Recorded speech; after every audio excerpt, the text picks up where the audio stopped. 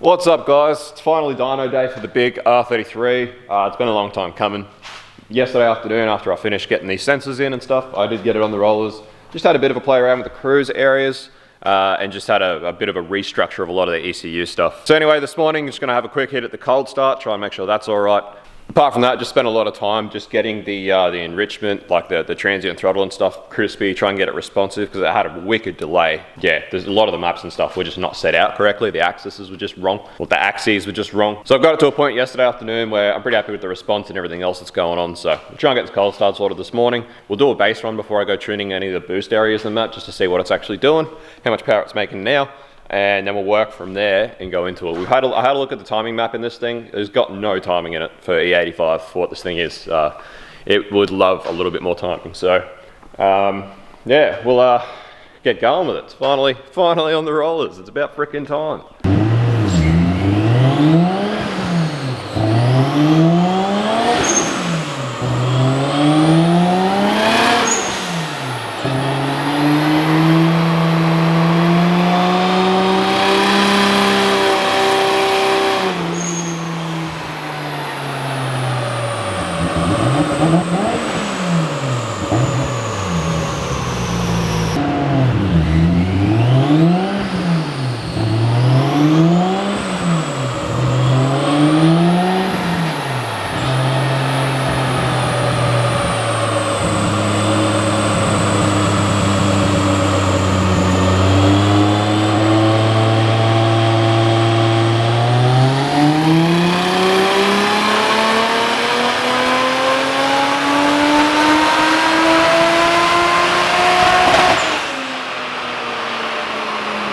Righto guys, so we've run it up and got our baseline.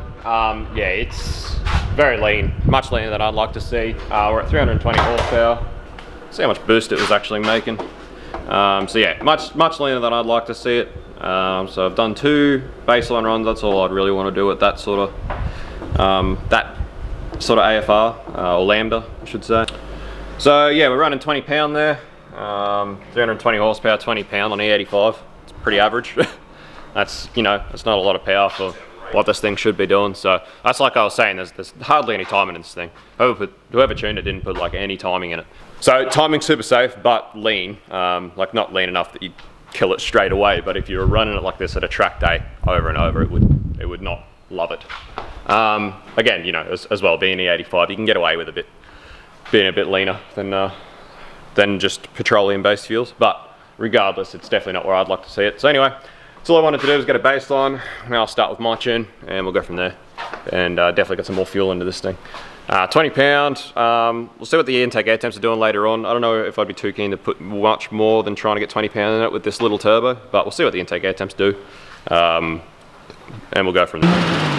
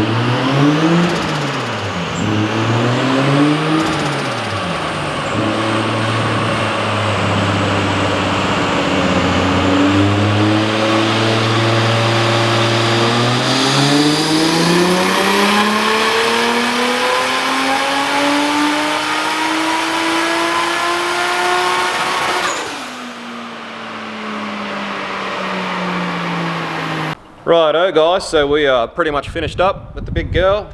We've ended up cracking the 380, we ended up at 383 in that last run. Pretty happy with that. So supposedly it was making 360 from the last tune. Looking at the tune that was in it, I don't think it really was. And our baseline was like 320. I'll actually load that up for you. So you can see it was only 320. You can see how lean the baseline was. So yeah, it was really lean beforehand, and we've picked up 60 horsepower, over 60 horsepower today. We are at that level, we're at 20 pound again. Like the timing in it was that low that I was adding timing and it was just coming down, like dropping so much boost, down to like 17 psi. So we've ended up back up at 20. We're actually maintaining 20 up here, so we're actually less boost than this morning, way more power. That boost is just from how little timing was in it. So this car is way happier than when it got here. Now it's a much happier thing, and that's a really, really nice power curve. You know, we're at full boost at 4.5, peak torque's at about 4.5, and you can see how much power we got under that curve. It should be a weapon of a drift car. Should be really good. So alright, so just quickly for anyone who missed the previous episodes of this car, I'll give you just a quick rundown of what the actual setup is. So we've got here a stock stroke RB25, so it's 2.5 litre, forged pistons and rods. It's spool H-beams and Ross pistons. Head studs, multi-layer steel head gaskets. We actually pulled the crank out, did an extended snout, put billet oil pump gears in it just for a bit of assurance, some safety. We also installed a high volume aeroflow sump, so this is actually now just over 8 litre oil capacity. We've installed Series 2 split fire coil packs, and we've got rid of the igniter and everything from the Series 1 loom and modified the loom to do that.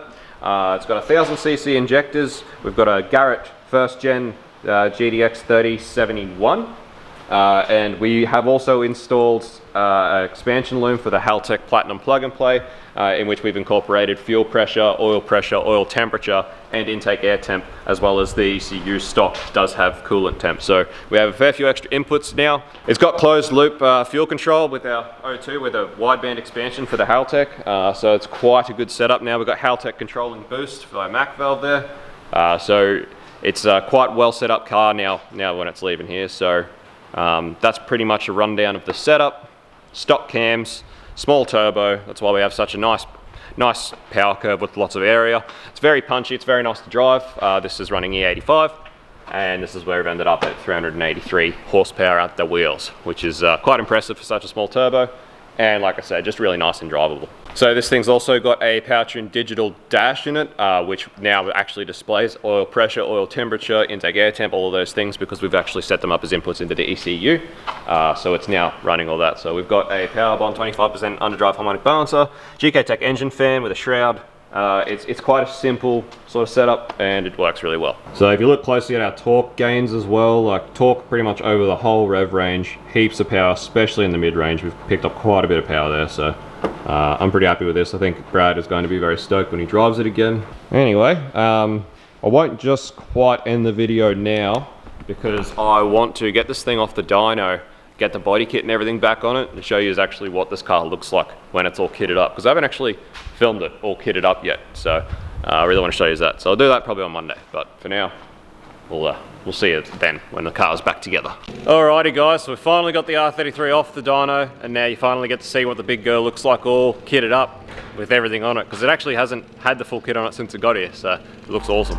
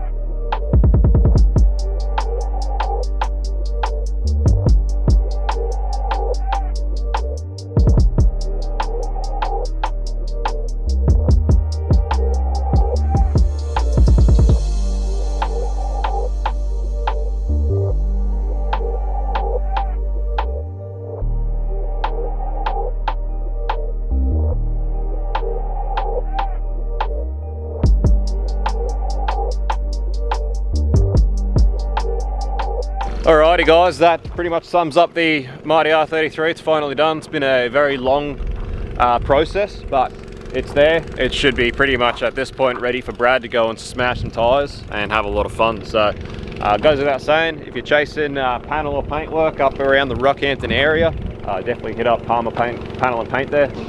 And yeah, we've still got to sticker this thing up with our stickers, but you can see what it looks like. It's a pretty awesome looking car. So big props to Brad for making such an awesome car, and hopefully we'll start seeing this around a few tracks now that it's ready to go. So thanks for watching. As always guys, smash like, smash subscribe, head to the store, buy yourself a shirt or a sticker, and we'll catch you on the next one. Cheers guys, peace out, see you, bye.